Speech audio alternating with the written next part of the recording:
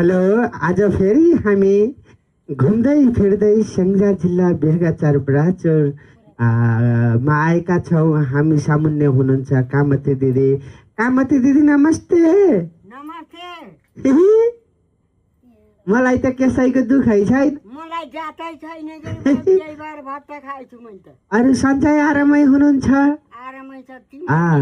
तिमीहरूले हिजो मलाई खिसिएर पछाडि बजाएको। सुन्नु न, यति बेला माइकमा बोलिरहेका छौँ अनि आज यहाँ के कुरा सुन्नमा आएको छ भने बुहारीका कुरा काट्नु भएको छ अरे। कहिले मैले? हजुर। पाप लाउँछ बाउ, तिमीलाई पाप नलाओस्। मैले बुहारीका कुरा त कहिल्यै पनि गरिनँ। अहिले तपाईँकी बुहारी कता हुनुहुन्छ त्यही नजिकै बोलाउनु त। ओहो, उहाँले पनि तपाईँका कुरा धेरै काट्नुहुन्छ अरे। लौ त भन त यता। उहाँले पनि सेतै फुले पनि हाम्रो आमाको होस छैन भन्दै हिँड्नुहुन्छ अरे। हत्ता ल्याएर आफै राखेर हामीले राख्यौँ भन्दै ढाँड्दै हिँड्नुहुन्छ अरे। यो कुरा सत्य होस्? खै मैले थाहा पाइ छैन के बाउ। तपाईँले किन हो त आफ्नो बुहारीलाई देख्नै नरुचाउने? देख्नै नरुचाउने? साह्रै गाली गर्नुहुन्छ अरे, पछाडि धार्नी हात लाउनुहुन्छ अरे। कहिले भन्नु? मलाई सुन्नमा आएको छ, तपाईँकी बुहारीले भन्नुभएको छ। तिमी के भयो? तिमी के जोगी? म केही होइन कामती दिदी, म त रेडियो हो, बोल्छु। हामी पनि मान्छे हौँ। मैले पनि जे सुने त्यही भन्छु। नभएको नबोल। तपाईँले त बुहारीका कुरा त अब घाँस काट्न जाने बेला भएको छ अरे।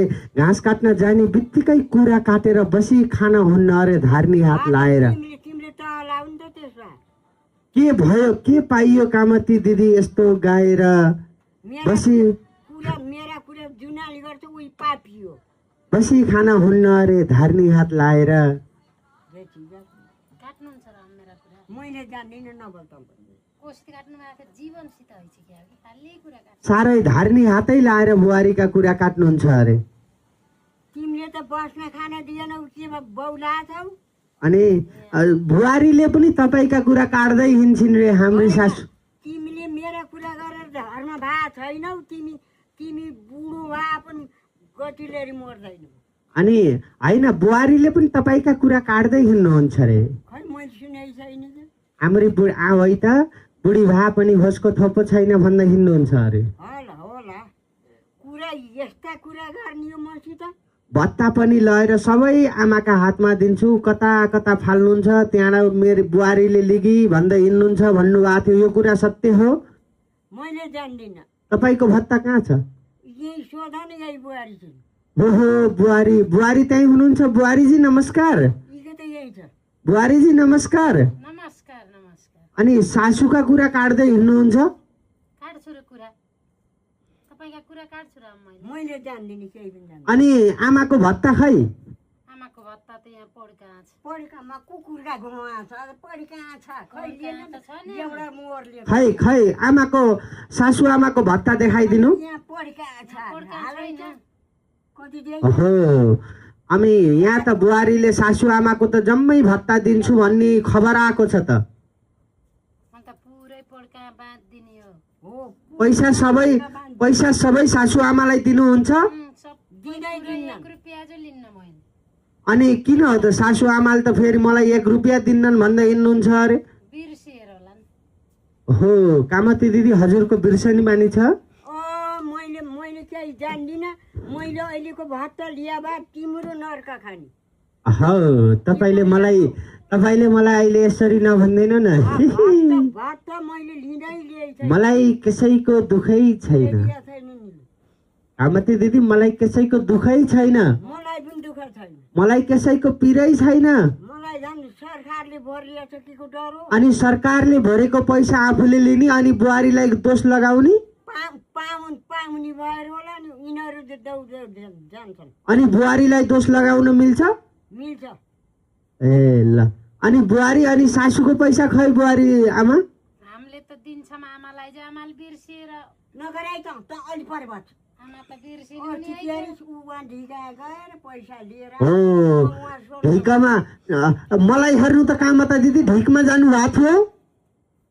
के के भयो त्यस्ता कुरा पनि के ल गरेका छौ केही गुनासो छ भने मसँग भन्नुहोस्, अब म बन्द हुन्छु।